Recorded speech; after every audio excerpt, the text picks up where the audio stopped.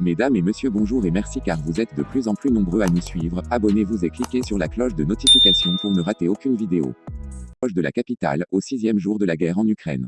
Ce mardi 1er mars 2022, Kharkiv, deuxième ville du pays, est également la cible d'attaques répétées. La situation sur la guerre en Ukraine à 17h. Au 6e jour de la guerre en Ukraine, la pression s'accentue sur Kiev. Ce mardi 1er mars 2022, la capitale est mise sous pression, cible de bombardements en pleine ville mais aussi en proche banlieue. Par ailleurs, un convoi militaire de plus de 60 km, identifié par images satellites américaines, a été identifié à moins de 30 km de la ville. La Russie s'apprête-t-elle à prendre la capitale? Kharkiv, la deuxième ville du pays, est aussi bombardée. Au moins 10 morts ont été comptabilisés après une frappe en plein centre-ville.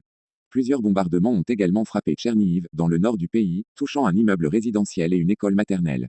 Le long de la mer d'Azov, au sud, la Russie a annoncé avoir fait la jonction entre les troupes russes venant de l'ouest et les séparatistes pro-russes de la République populaire de Donetsk, venant de l'est. Malgré la résistance, l'étau se resserre à Mariupol, ville centrale de la région. L'électricité a été coupée à la suite d'attaques et des frappes sont menées dans des quartiers de la ville, qui auraient été largement détruites. À Kherson, un centre commercial a également été la cible d'une frappe aérienne.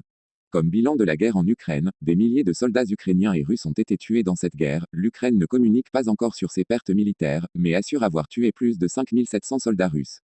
Selon le ministère de la Santé ukrainien, 352 civils, dont 14 enfants, sont morts depuis le début de l'invasion russe.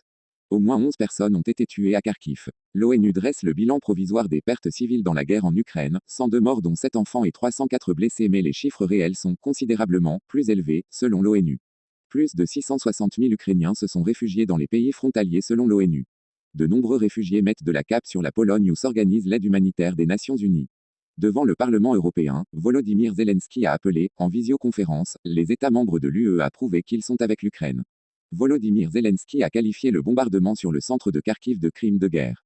Le président ukrainien s'est adressé au Parlement européen à la mi-journée et appelé à l'intégration de l'Ukraine dans l'Union européenne. Nous luttons pour la survie de l'Ukraine, nous luttons pour devenir européens.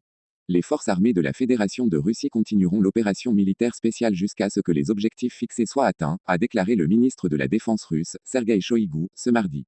Le ministre des Affaires étrangères, Jean-Yves Le Drian, a indiqué sur BFM TV que, en raison des risques et des menaces qui pèsent sur la capitale de l'Ukraine, l'ambassade de France en Ukraine est transférée de Kiev à Lviv, à plus de 400 km à l'ouest de la capitale du pays. La Cour pénale internationale, CPI, suspecte de possibles crimes de guerre et crimes contre l'humanité en Russie.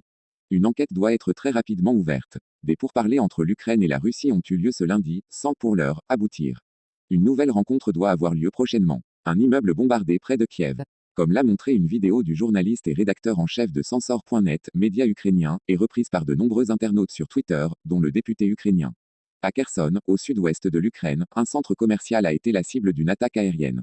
Un missile s'est écrasé sur le site, comme l'ont rapporté les habitants.